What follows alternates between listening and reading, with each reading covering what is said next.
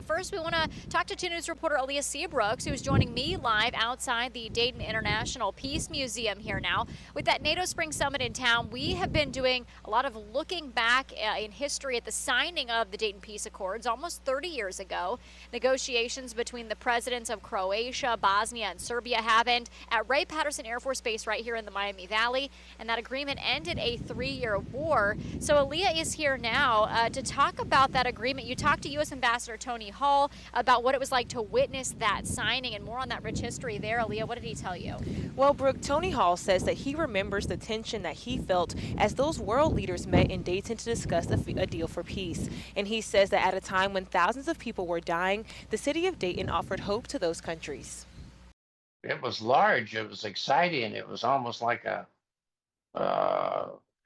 celebration.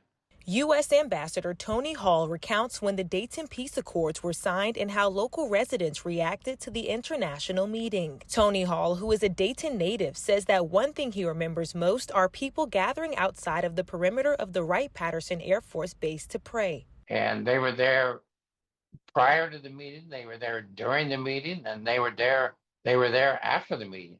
He says that this act of faith was appreciated by the delegates and other world leaders, adding that he believes it helped inspire the reaching of a peaceful conclusion. He says that in 1995, people were not hopeful in Europe following conflict between Bosnia, Croatia, and Serbia. More than 200,000 people were killed and more than 2 million had to leave their homes as a result of this conflict. Hundreds of journalists from around the world covered this meeting here in the Gem City. Now, the original table for the negotiating of the Dayton Peace Accords is on display at the spring session, commemorating the peace that was brought through negotiations in Dayton.